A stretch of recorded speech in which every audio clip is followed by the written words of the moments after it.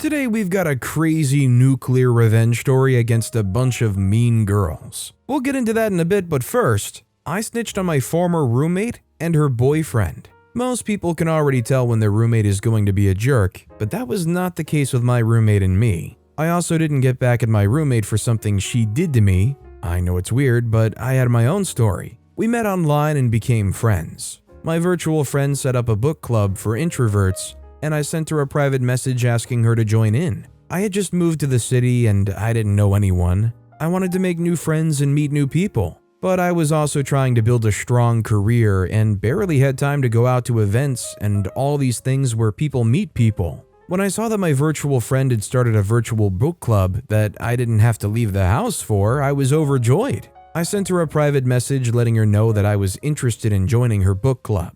Before I got my job, I was avidly ready. My mom would joke that I consumed rather than read books. I thoroughly enjoyed reading books.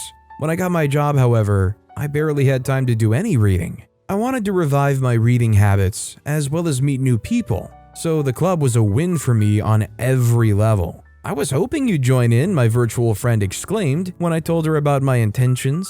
"I used to read your book reviews and I loved them. Why did you stop?" I said, "My job is very demanding.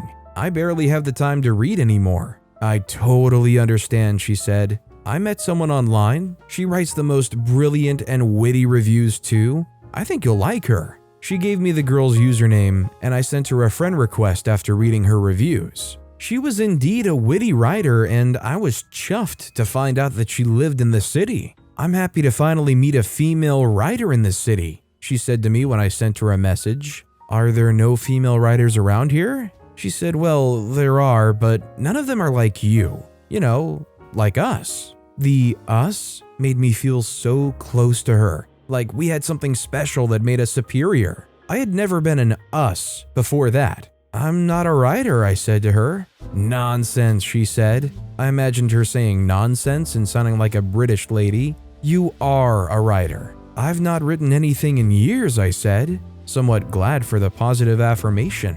She said, "Okay, are you asexual because you haven't had sex in a long time?" No. She said, "See? That you haven't written in a while does not make you a not writer." I laughed. "What is a not writer?" "People who don't write. The outlaws." We both laughed and I liked her immediately. For the next couple of weeks, we would text consistently. She told me she was a freelance writer, she had parents and a rich brother who took care of her bills. She came off as a spoiled girl, but not a brat. Someone that was being taken care of financially, but was still very much connected to reality. She wanted to write her first book, but was still gathering the materials and taking her time. I encouraged her to take her time. I would text her frequently to complain about my job, my workload, and my coworkers, and she would say the most soothing stuff. I enjoyed talking to her and felt she had the most insightful things to contribute to every conversation. She also would never hold back on cursing out my boss or colleagues at work whenever I complained to her. At the time, I wondered if her freelance clients never bothered her. She never complained about them, and she never praised them either. She just never spoke of them. I would ask her if she was working on any project or writing anything, and she would say, "Oh, just my novel," and then change the topic. One day she texted me that she was in a hotel and would be staying there for a while. First, I wondered how she could afford to stay in the hotel for a long time. It was a nice hotel in the city. Secondly, I wondered why she left her old apartment. Her apartment was tiny, but she loved it. It was close to the coffee shop where she gets her writing done, and it was in the middle of the city. She always said she loved the noise and the crowd. She never told me why she moved out. I subtly mentioned it so she could tell me, but she still did not. I decided not to think too much about it. My virtual friend was, after all, a spontaneous girl and was the kind of person to just decide that renting an apartment was simply no longer for her. While she was living at the hotel, my roommate told me that she was moving out. Her boyfriend wanted to live together, and since I couldn't excuse them, I moved into the apartment first, and she had asked me if I want to live somewhere else so her boyfriend could move in, but I disagreed. She decided that they would find a new place. That meant that I had to look for a roommate so I wouldn't have to pay the whole rent the month after my roommate leaves. I had told everyone at work that I needed a roommate, but no one was looking and my roommate was moving out at the end of that month. My virtual friend turned ex-roommate was already bothering me about meeting up. We hardly ever had time to meet because on most weekends, she was out with her boyfriend, and on weekdays, I was busy with work. Finally, we decided to meet up for coffee at her favorite coffee shop. It was a public holiday, so it worked perfectly for both of us. We were very happy to see each other. I had worried that things were going to be awkward, but that didn't happen. We talked like we'd known each other for a very long time. On our second coffee date, I told her that I was looking for a roommate. I didn't think that she would want to be my roommate. I only hoped that she would talk to her friends since she knew the city better than I did. "Oh my god, I could move in with you. We could be roomies." She did a little dancing around the table. I wasn't sure it was a good idea since it was only our second meeting, but she was so excited about it, so I caught the bug too. When I told my roommate when she was leaving about my plan to have my new friend move in, she was skeptical. "I don't know, honey. Did you not just meet her?" "I just did, but she's such a delight. We already have such a strong connection." She shrugged and wished me luck. I perfectly understood her skepticism. My mom had always said that who you live with can make or marry you. That includes a spouse, romantic partner, or roommate. Having a problematic roommate was too much of a problem, and it made no sense to return from a hectic day at work to a terrible roommate. Living with my former roommate was fun at first. I would hurry back from work so we could go out for drinks together. She was nearly always home during the day and would be so happy to see me. I always wondered why she didn't want to get a regular job since she was so bored, and if she was working on her book, why did I hardly ever see her write anything? I also wondered how she could afford rent. I knew her parents sent her money and so did her brother, but how was that sufficient for her to just sit by and do nothing? Aside from rent, she always filled up the fridge and she had many designer purses, shoes, and makeup. She could also afford to buy food from expensive restaurants. She had a boyfriend and they spoke often, but he never came over and she never introduced us. But that didn't bother me at all. I would ask her to say hello to him for me whenever they were talking on the phone. One day, I returned from work and saw her crying. It was strange to me because I had never seen her cry. After many minutes of asking what was wrong, she finally told me that she had just broken up with her boyfriend. "Why? Oh dear, I thought everything was fine."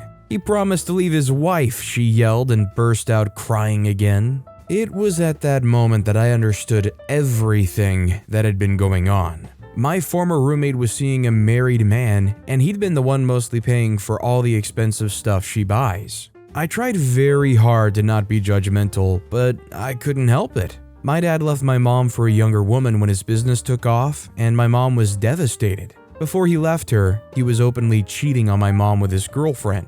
It was humiliating for our family. Naturally, I didn't approve of anyone dating married men. She must have noticed the sour look on my face. "Don't judge me," she screamed. "I'm not judging," I said, alarmed. I had also never seen her scream. "I know you judge me. I see how you look whenever I'm talking to him.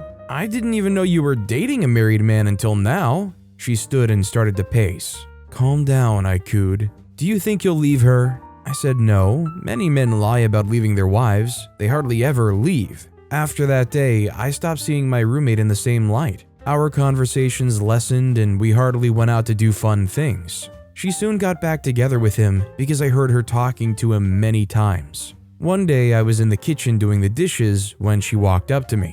"You never asked what happened with my boyfriend," she accused. "What? You didn't care to do a follow-up. We're supposed to be friends." I said, "I'm sorry, I just didn't see how I could feel sorry for you. The only person who anyone should be sorry for is his wife. Her husband is cheating." I tried to say that as quietly as I could, but I was very upset. She says, "Whose side are you on?" I said, "I'm not on any side. Why don't you just find your own man? You're beautiful and smart and..." She walked away from me before I could complete my sentence. That was what drove a wedge between my roommate. We went from barely talking to not even talking at all. I knew I ought to not have turned away from her like that, but all I could think of was how the other woman must have been feeling. I know how bad my mom felt when my dad was cheating on her. I finally saw my roommate and her boyfriend at a restaurant one day. They were in a private corner of the restaurant. I only knew that part of the restaurant because my former roommate and I used to eat there. I had expected a middle-aged man, but he was quite younger than I expected him to be. When she returned home that evening, I asked how she was. She looked excited, so I figured she had gotten some great news. "He's finally going to leave her," she exclaimed. "I'm so relieved. Why do you care anyway, judgy?" I said, "I'm not being judgmental. I genuinely want you to be happy." I meant that, but what I didn't say was that I wanted her to be happy with someone who wasn't someone else's husband. "Oh well," she said, shrugged, and then suddenly transformed into the happy, bubbly roommate I knew. It's going to be a slow process though, because we don't want her to take all the money and get custody of their child. My man is trying to take it slowly so she has nothing against him. I nodded slowly and managed to force a smile. "He wants to get the house," she said again. "What?" "He wants the house. That's a major reason for his carefulness. He wants me to move into that same house with him. The house holds sentimental value to him. It used to be his parents', but they sold it to him when they wanted to sell it. And he couldn't bear to see someone else live in his beloved house." She went on and on about how he'd proposed to her as soon as his divorce was in court. I was irritated, but I tried very hard to mask it. I decided I was going to help the other woman get justice. I couldn't stop her husband from leaving her for my roommate, but I could at least ensure that she got the house and took all or nearly all his money. I started to wait for when my roommate would leave the house so I could be alone with her computer. I knew there would be evidence of their relationship somewhere. She was that crazy about him. True to my thoughts, they had taken many half-naked pictures together in luxurious hotel rooms. I took pictures of those with my phone because we didn't have a printer. I then checked thoroughly for his name and searched for him online. I found him and found his wife's profile too. Since I couldn't send his wife the photos with my real social media account, I opened a burner account and sent her the photos. His wife, atta girl, did just as I hoped she would. She took the house, nearly all his money, their dog, and their daughter. From what it looked like, he probably wasn't even going to leave his wife. He only said it to discourage my roommate from leaving him. His wife left him though, and while that made my roommate happy for a while, she was glad they could finally be together. She became quite miserable when she saw her boyfriend try very hard to get his wife back. When she didn't take him back, he became very sad and wouldn't treat my roommate right. He eventually ghosted her and left the city. I don't think my roommate ever suspected that I did it. I felt sorry for her, but I just couldn't watch another woman get hurt. I'm not gonna lie, I think OP's roommate is not the brightest if they really had no inkling of suspicion that OP was involved. I guess if the wife finding out because of those photos was not ever disclosed ever, then I guess OP could get away with it, because then the roommate would just think that the wife's just trying to take everything like she feared. That said, our next story is showing the mean girls out. I've always been a reader, and I used to think that the popular kid becomes friends with a loser trope was unrealistic until it happened to me. I'm a 24-year-old woman, so all of this is behind me. But I've been up too long and wandering down the rabbit hole that is Reddit, so this is me sharing my own story. My family was the average divorced family. My father lived in a different city entirely and only had us for one holiday a year,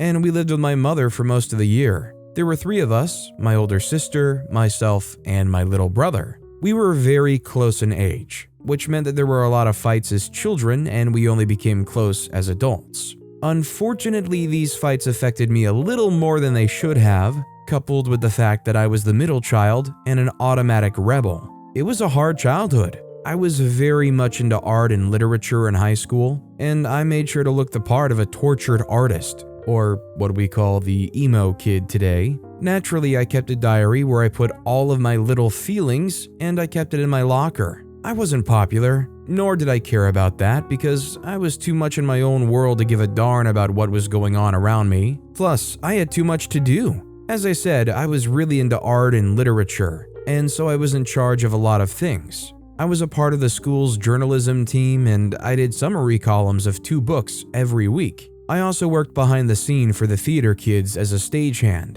so I was really occupied at school. Back home, my mother had me doing a few things for the church as well, and I was basically my little brother's permanent babysitter. I was always doing something. Because of that, I didn't really have that many friends beside the people I worked with. And while it was nice to hang out with them during the time we worked in school together, Once everything was over, they went back to their various lives and it was just me. As a teenager, the loneliness begins to get to you after some time, and you begin to wish for more than you already have. I just wanted a friend to have similar interests as me. I didn't let myself think about it too much, but it was the last thing I wrote in my diary, the last time I saw it. I wasn't too attached to my diary, and if I'm being honest, it was more like a planner and a means to record how I was feeling at the end of every week.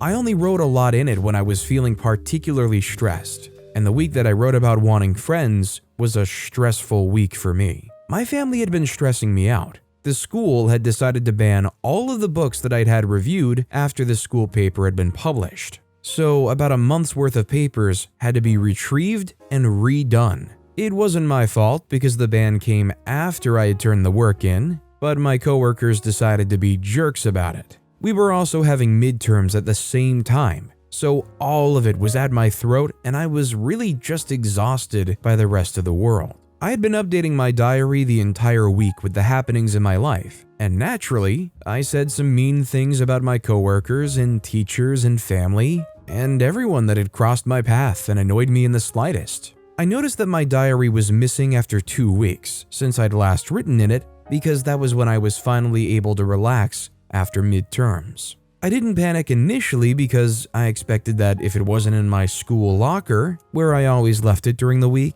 it would be home. I'm not a careless person, and I have a great memory, so accidents like forgetting my diary were out of the question. After a weekend of searching, I became panicked. The next week, my entire life turned upside down. I came to school to see torn out pages from my diary placed all over the walls, and an angry mob of students waiting for me inside a classroom. My coworkers threatened to kick me out of the journalism team. They couldn't until a teacher approved it, and the theater kid straight up told me that I was not allowed anywhere near their sets anymore. Apparently, my diary had been uploaded online, and everyone had a piece of it.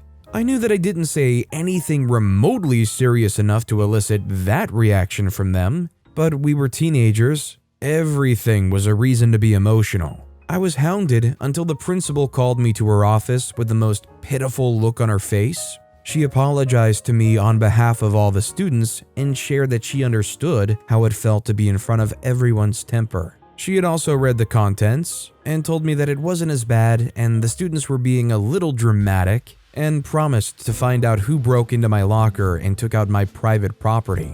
I was also given the option of taking 2 days off school for things to die down, which I took wholeheartedly because who wouldn't? However, when I returned to school, I saw banners with my face on them. I went straight to the principal to complain that I was getting bullied, but she was gleeful and told me that 3 girls had randomly taken interest in the case and wanted to sensitize the school about being kind or something of the sort. It was weird and uncomfortable, mainly because I'd already gotten attention and hoped that the break would make things die down a bit. But the girls were sweet and their message, however overly theatrical, was good too. They preached about not invading your friend's privacy. Very simple, very off, and very cute. People were more forgiving towards me after 3 pretty and popular girls spoke about kindness, so it didn't seem all bad because I went back to work and they left me alone. But when they approached me during lunch one day and sat at my table, things took quite a turn. I'll call them Daisy, Maisie, and Ro. Daisy was obviously the leader, Maisie her twin sister, and Ro their childhood best friend. They weren't dumb or anything, but they were rich and had parents who were never around. They invited me to parties, and I started out refusing, but once my mother heard about it, she basically put me in clothes and forced me out the door. The parties were nice. They involved me and we had fun, so much so that we started regularly hanging out together. I became one of them, the quieter one that dressed a lot like Adam Sandler in the summer, but we worked. They didn't get a lot of things I liked, like my super emo music and love of bands and hot topics, but we still found ways to have fun. They made their parents buy the school newspapers in bulk, which meant more money for the journalism team, and they showed up to whatever plays I assisted in with large banners that had my name on them. I didn't want to explain that it wasn't how it worked, but the gesture was sweet, so I didn't bother. It felt like a good thing had come from my little messy situation, so I just enjoyed it. I was basically the keeper of all their secrets and I knew everything about them, including some gory details that weren't worth mentioning to the public. Things were great for 3 years, from the 9th grade to the 11th, and then we went for the summer break before senior year. My parents took a trip to Morocco to see my mom's family and we had a great time. Naturally, communication was low and I missed my friends. Upon returning, I expected that we would have the best time and reminisce about how much we missed each other. Instead, we only hung out in school and only during lunch. One weekend, I decided that I would go see them as a surprise so that I could give all of them all the cute things I got them while abroad. Daisy and Maisie's parents were fighting downstairs and waved me off as usual. I went upstairs and just as I was about to knock, I heard that they were having a heated conversation. I didn't understand it at the time, but I later understood that Ro felt guilty that they had been using me as a charity case for so long, and wanted to be honest because we were now pretty close. I figured it out 2 weeks later when my little brother, who was in 9th grade and among the media team and film club that was in charge of photography and videography, asked to show me a video.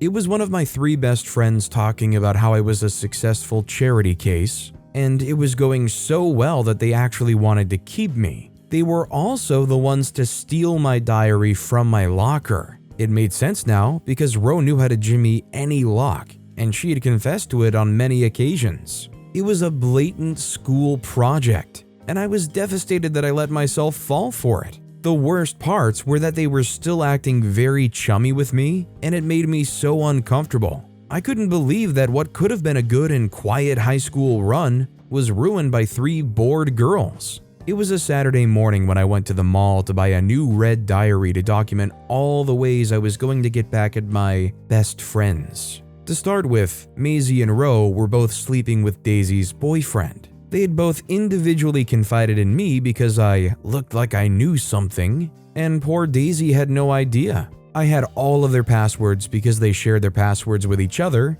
in case any of them died. I had lied about mine, thankfully, but I could get into their social media accounts to get all the evidence that I could. I prepared receipts into the silliest little videos and kept them safely in a flash drive. Right before our final exams, Daisy and Maisie confessed that their parents were on the brink of a divorce, and we were waiting for them to be finished with high school. It was a stressful time for them, and I almost felt bad, but seeing more texts between all 3 of them in their super private group chat that I wasn't on made me understand that they didn't feel remorse for being jerks. I waited until our final class event before graduation, which was an outdoor cinema. And then I went to give the flash drive to the kid who was in charge of playing sappy little videos onto a projector before we would watch the movie. I also did well to email it to all 3 of their parents before walking out of the scene. It was just as messy as I had anticipated, and all 3 of them got into a catfight that made noses and mouths bleed. But it could have been an overstatement. The twins' parents eventually separated, and they were shipped to a Christian college in London, where they had to wear uniforms instead of UCLA as they originally had planned. Ro's parents were very religious, and they were so mad that they sent her to a community college and replaced her shiny Bentley with a Toyota Corolla. In rich kid lingo, it was a nightmare. My little brother to this day is the only one who knows what I did, and we still have inside jokes about it. So you're telling me that they did this charity case thing as a school project? I mean, I would hope that whatever teacher, if they caught wind of this or saw this, would give them an F for the ethics of that. Imagine fooling and stringing someone along for years just for a project. Whether or not you find out that you actually do like the person and want to be their friend, the whole thing is so foundationally screwed up. But with that being said, that's all the time we have for today. Now, if you want to hear another crazy revenge story, check out that video on the left. Or if you missed my latest video, check out that video on the right. That said, I'll see you all next time with some more stories.